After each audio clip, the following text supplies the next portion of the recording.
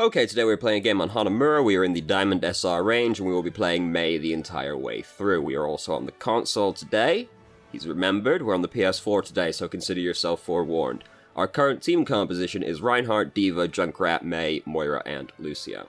So if they pick Pharah, we'll be really upset about that, because we got D.Va and we got Moira. Something. It's definitely something, but we'll be really upset if they pick Pharah. Now, in the accompanying email, there's a few questions. One is referring to a specific point in the game, and the other is referring to endgame stats, so neither of them make sense to talk about right now. But the other one is more general. How should I prevent myself from getting greedy for limbs and dying? Should I just cryo-freeze as soon as I hit 100 health? 100-ish health? Or how can I determine if I've won or lost a duel? So it's kind of a couple questions in one. So, how to stop yourself being greedy? I mean, our stupid monkey brains have this excellent habit of knowing that they shouldn't do something and then still doing it anyway.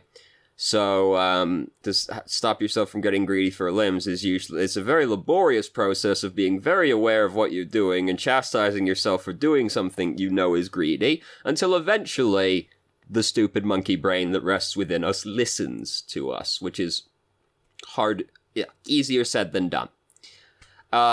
Just cryo-freezing at 100-ish health is one of those things where, like, it's the conservative play, and the conservative play is very unlikely to have disastrous results, but you'll end up missing a few kills as a result of it. The thing is that, with how to know if you've won or lost a duel, is there's a lot of things that go into that, right? Because if you're trying to fight a McCree, and you block flashbang with cryo freeze, or you just flashbang somebody else, you've won the duel, like, right there and then in all likelihood, unless he has fantastic aim. Which, he also has to have fantastic aim under extreme duress, so there's that. I mean, there's a lot, it's hard to know if you've won or lost the duel, because, I mean, it's hard to give rules for that, because so many things go into it, because it's going to depend on what's happening, and it's going to depend on who you're fighting. And it would be extremely time-consuming to go through every single situation. What I would advise doing is just go hard. Just, like, go for it. And you're gonna die, but you will, if you just go as aggressively as possible, and as long as you are cognizant of, like, alright, so I went really hard, and that was too hard, so I'll go less hard next time. I'll rein that one back a little bit. And eventually, you'll figure out the right layer, the right amount of aggression, and you'll end up having a really good understanding of your hero's limits. Because if you just always if you play overly conservatively, alright, you're probably not gonna get, you're definitely not gonna get punished as much, but you're also not gonna know exactly how far you can push yourself to get the kill. So I recommend just going as hard as possible, and just, like, every time you die, being really analytical of that death, like, alright, why did I die? What killed me? How could I have avoided that? Could I have dodged this ability? Should I have disengaged and then come back? Was it just not tenable at all, and I just shouldn't have gone for it? Like, and you're gonna die if you go really hard, it's just how it is, but you'll end up getting a really good feeling for the limits of your hero. Now, it does mean dying a lot, so it's not exactly fun, but in the end, it will be more rewarding. So, there's that. So the other questions we will talk about later. Basically, monkey brains are stupid, and you've got to work really hard at it. Just go hard, and when you die, go, why did I die, and what could I have done to avoid that? Oh, if we just opened with that, it might have been a nice, concise, salient point, but I'm not about that. So, we're playing Mei right now, so you know how we are on Hanamura. This is what we're doing. Now, but what I am concerned about is we're standing perfectly still, which is generally poor form in general, but we're also standing right next to the window. So if a Genji or a Hanzo comes up over that wall, it's the easiest headshot they've ever had in their entire life. So, don't stand perfectly still, especially right next to a window like the one on Hanamura, and not, like, looking at the window every now and then. So, they're trying to push in right now, and it's gonna be an unpleasant experience for them. Doomfist's dead now, because he tried to dash out, and then there was a wall in his way. He's very upset about that. So, our team we have a very low damage DPS in May, but we also have a very high DPS, high damage hero in Junkrat, and the thing is that Junkrat's really good at doing damage, but he's not so good at actually, like, getting kills, necessarily. May, meanwhile, is really good at getting kills, but not so much at doing damage. These two things are not the same. So, they do actually complement each other quite well. Now, however, you'll notice that Junkrat has died because he walked through well, did he walk through Reinhardt's shield, or... Yeah, he's dumb. He's stupid. That's his fault. I'm gonna walk through the barrier. He shouldn't have even been standing behind the barrier at that point, because, like, it's getting cracked. And, oh no, it wasn't cracked yet. Now it's starting to get cracked. Pro tip. If you're standing behind Reinhardt's shield and you see it starting to get cracked, get out of the way, because he's gonna take the shield down before it fully breaks. So once it starts cracking, you want to get out of the way. So they have a Roadhog, we have May and D.Va, so between us, we can make Roadhog really sad, because we can block the hook by putting it between, see him hook somebody, put the wall up, saves them. Can secure their death, though, so there's that as well, but... And then we got D.Va as well. Now, we have just lost Moira. Extremely different hero. I don't know where... They don't even sound the same. Stupid monkey brain. So, anyway, we lost Moira really early, but we had quite a few ultimates to use, so now we've got... Genji's up there, so we can't quite reach him, and we've slowly drifted our way towards the choke point. And we got punched by Doomfist. You gotta be careful about where you're walking, even while you're dueling somebody. I mean, we're not quite dueling Genji yet, because he was in an awkward position for us, because... He's up there, and we're down here. Now, we could just go up there really decisively, right? Like, did we have our wall, actually? No, we didn't. Never mind. I was going to say, we could just really decisively go up there. Just wall up and start fighting him. And he'd be upset about that, probably. That's when the Genji starts panicking and runs away. We didn't have our wall, though, so not feasible. We were also, like, half-ish health, so it would have been kind of scary to do, regardless. So we've lost that checkpoint. It's alright, it's Hanamura. That's not exactly surprising to lose that checkpoint. And it was okay, because the second checkpoint is really hard to take. And it's a really good one for May, because no matter which way they decide to come through as a team, you can wall them off. And the thing is, with any objective like this one, where it's just a big square, is that Blizzard is really fucking annoying when thrown onto that objective. So... Either we're gonna have we will have a good time on this on the second point as May. So somebody's on the objective over there. They're fucking dead now though, because they ran over by themselves without their tanks. It was Soldier and Doomfist. So they're just fucking dead now because they sprinted onto the point by themselves and oh shit, they got crushed. Who would have seen that one coming? Anyway, so now we got time. We got Blizzard built up, so anytime they engage, fully commit to a fight in here, we can just throw Blizzard onto the objective, and it's gonna really fuck them up, basically. So, now their tanks are on the objective. They have a D.Va, whom we as May are really good at annoying. And this is all very unfortunate. Soldier's using Tac Visor above us right now, so we can't really just pop out and take advantage of the Blizzard, because he'll kill us. In the end, we have to come out. We at least kill Doomfist before we die.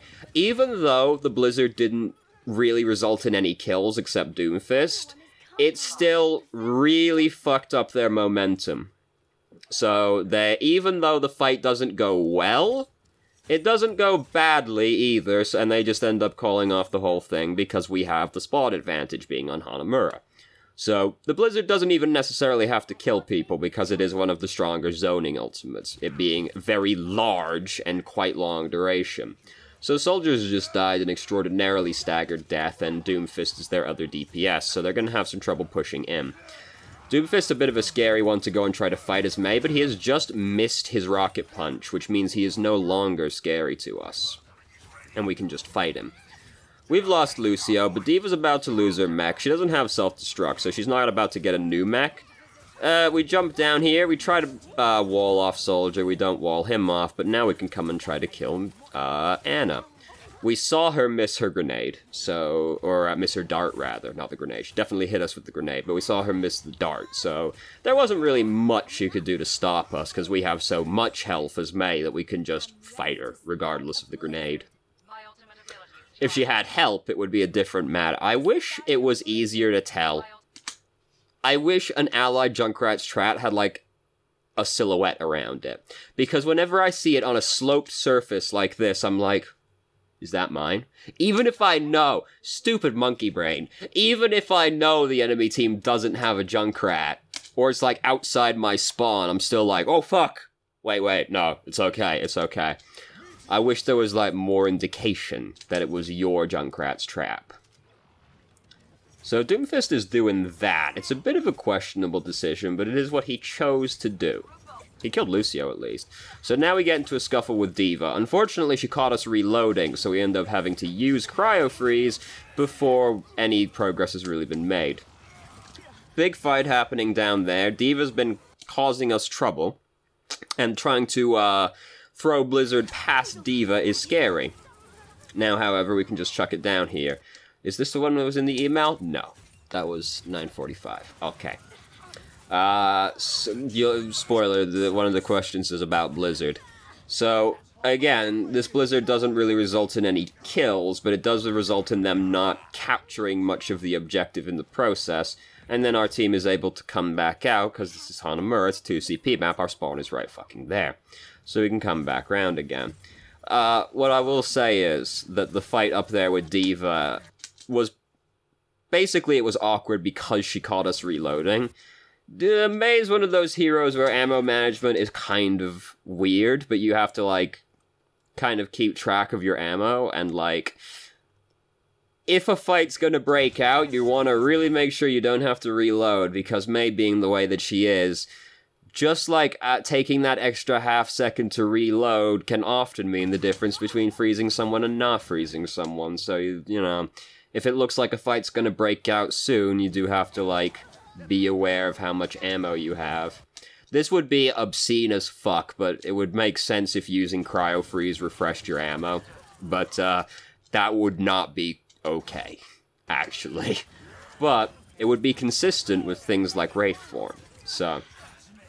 Look, all I want is consistency. At the end of the day, I want either everyone to die to their own explosions, or I want no one to die to their own explosions, okay? Look, Junkrat doesn't take damage from any of his explosives, including his ultimate, which is one of the strongest explosives in the game.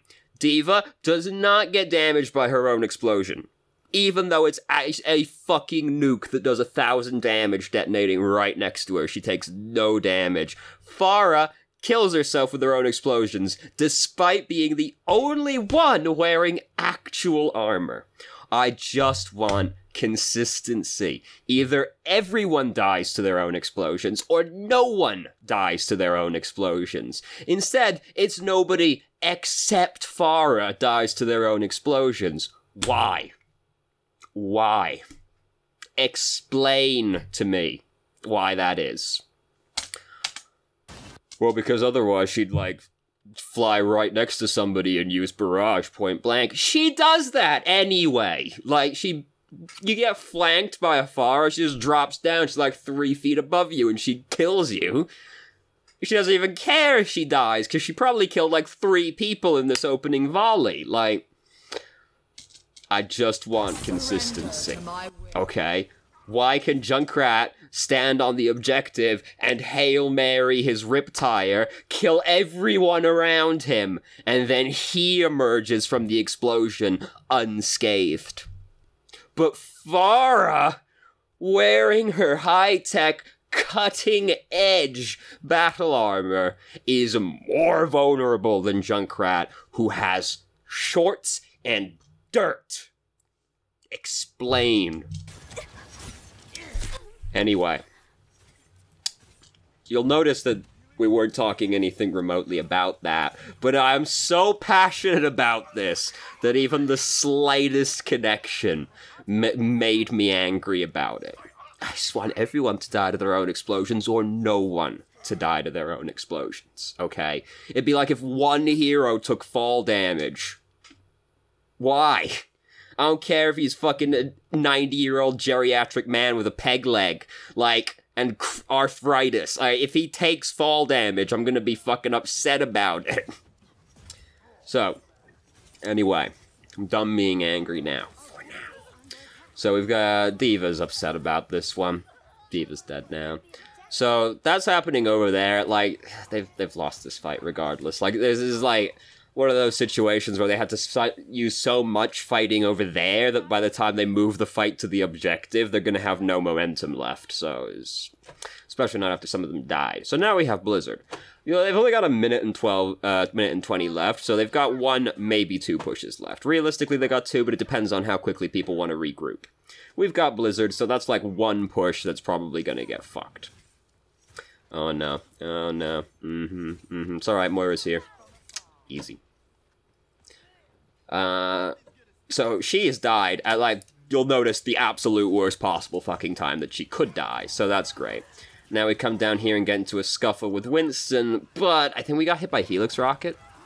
Looks like it. So, that's a situation where you definitely just slap the cryo freeze button. Especially since us having Blizzard, we're very important for this next team fight, so dying is very bad for us. Shockingly enough. That's the situation where you just slap it, because Winston ain't gonna die fast, and he's gonna do at least some damage to you. I mean, he can die fast, but we don't have, like, a high DPS team, so he isn't gonna die fast. So we fended off that push. This is the Blizzard coming up now. He's remembered. They've got 1 push left, and it's gonna be a very frantic rush to touch the objective type of push. So we're feeling good about it. But at the same time, if my team played as well as they in overtime, if my team always played as well as they do as during overtime, I'd never lose a game. English language is fucking stupid. So, was he on a trap or did he DC? He's on Junkrat's trap. How tragic. Sad day. Okay, so this is the Blizzard coming up right now. So we'll watch the fight. And then we'll look at the email. So a couple of people have died to high noon. Attack visor's happening. We try to hide behind the wall, but Genji's on the other side of the wall, and he ends up killing us while we're hiding from that. So as we can see now, we rush back to the objective to touch it. Reinhardt uses Earth Shatter. It results in basically nothing. I'm pretty sure Junkrat went for the Hail Mary tire, and it didn't work, but he at least killed Genji. At least killed Junkrat. Yes, he definitely did do that. Alright, so the question in the email is, how should I have used my Blizzard at 9:45? I saw in the play of the match that it got no one, but I also wanted to use it to zone. I think if I had a second chance, I would have thrown it further to the center of the point. If I had, would that have saved us the round? Yeah, like, that's the best you could have done, this is the thing with Blizzard, is because it is so strong as a zoning ultimate. When you're just trying to zone people off the objective, you want it to take up as much space on the objective as possible. So that's about the only thing you could have done. But no, that realistically doesn't change the outcome of the round, because basically, like, McCree got very important kills, and then as we rush to get back to the objective, it's all pretty fucked. You're not likely to get a better opportunity to use Blizzard. Maybe you wait until, like, the absolute last second, but then at the same time, like, the way the fight went, that also wouldn't have helped, because all that would have happened then is you'd be really low health while the Blizzard's going on, and your team's still dead. So, about the only thing you could have really done is chucked it further to the center, but no, I don't think it makes any difference in the outcome of the round, because just, like, McCree getting those kills with Deadeye is basically what did it, and then Soldier's in prime position to use Tac Visor, and Genji's down here to, like, kill us while we're hiding from that. It's just too many things went wrong for the one Blizzard to realistically save it. Because it's not an ultimate that, like, automatically wins you a fight. It just It's like Roadhog's ult, where it's like, it's not going to guarantee you win the fight, but it does oftentimes deny the enemy team a fight. But by that point, so much was going wrong that it wasn't going to do that.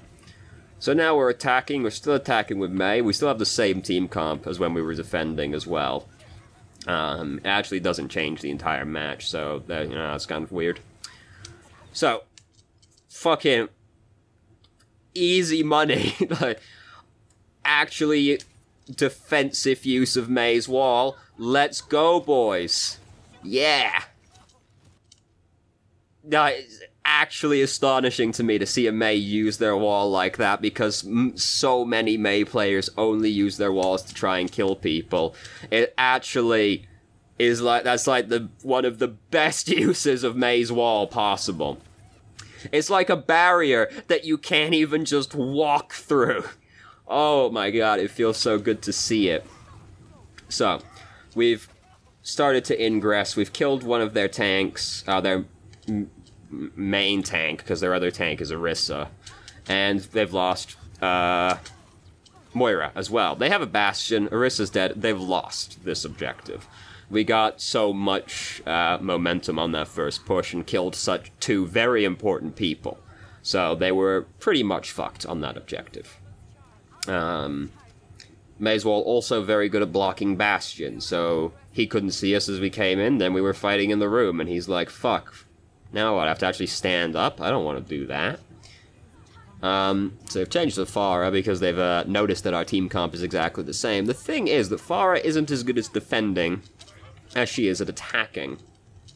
I'm not saying you can't pick more Pharah on defense, but she's not as good. So we wall off Bastion, he's really upset about that. He actually does elect to stand up and move. We didn't really need to use Cryo Freeze just yet. Panic reaction? I'm not sure. But could have held that one for a little bit longer. Basically, we should have gone up and started freezing him, and then as soon as we see the bubble on him, we're like, alright, now I guess I'll use Cryo Freeze.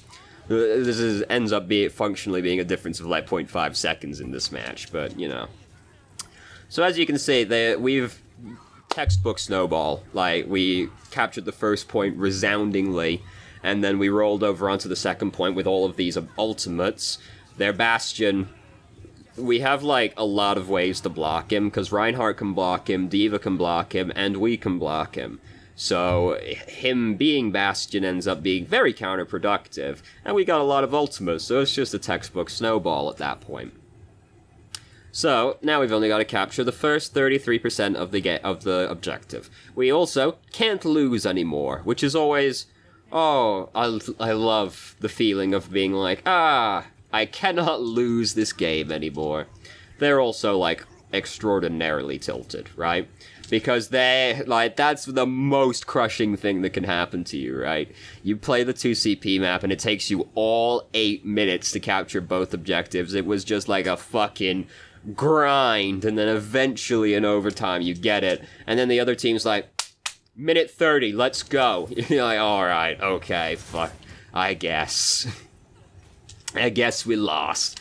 Honestly, like, in that kind of situation, I kind of wish it just went, that team won, because that's such a crushing difference, that it's like, that team's clearly better than the other team, they should probably just win.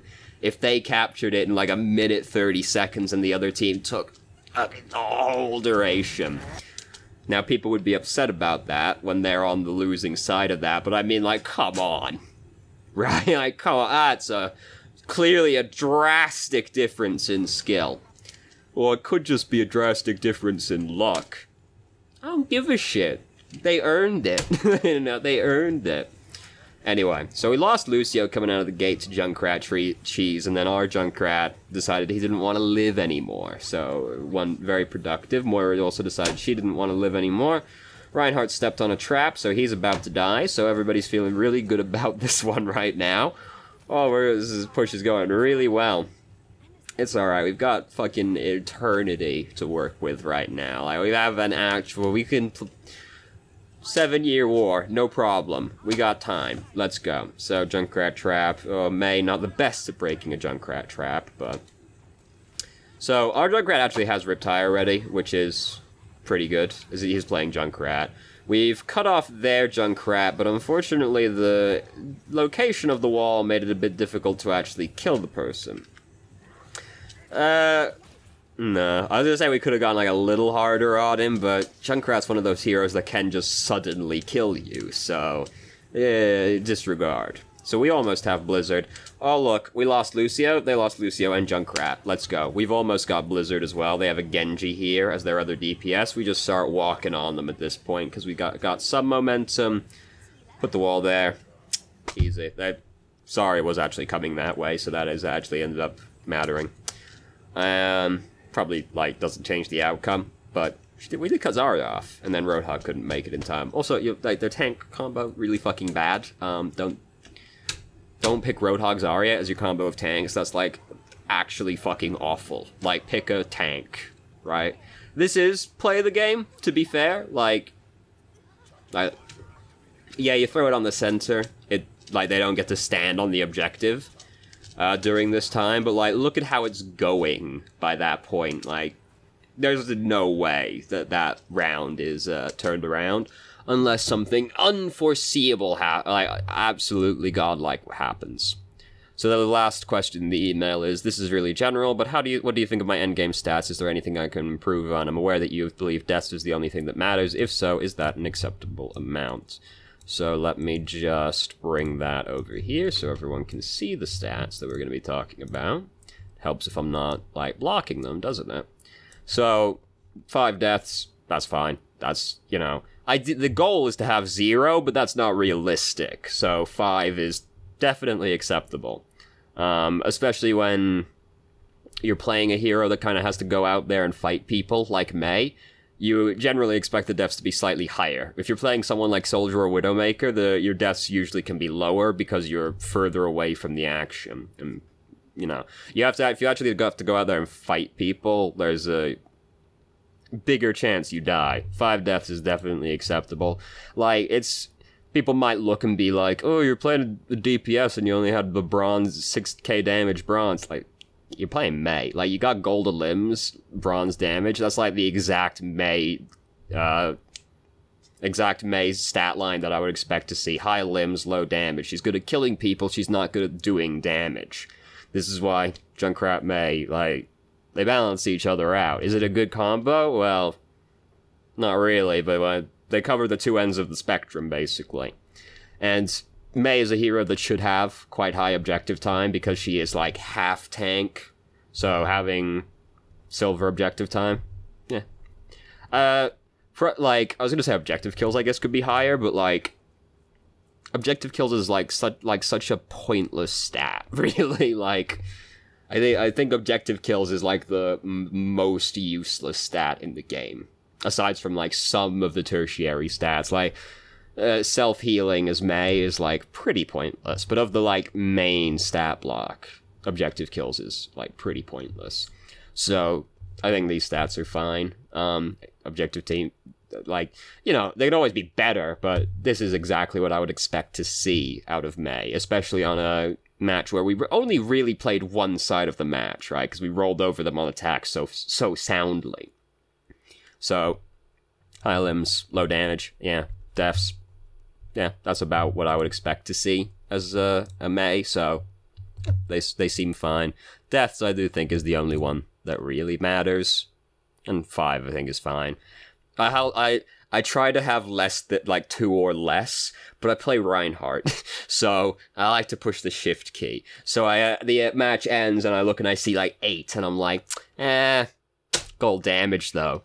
Didn't get punished, don't have to learn.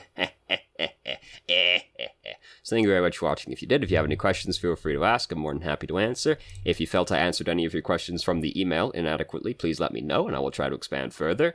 If you haven't already, you can join our Discord and have a conversation and ask questions more directly, and I hope you found the video helpful.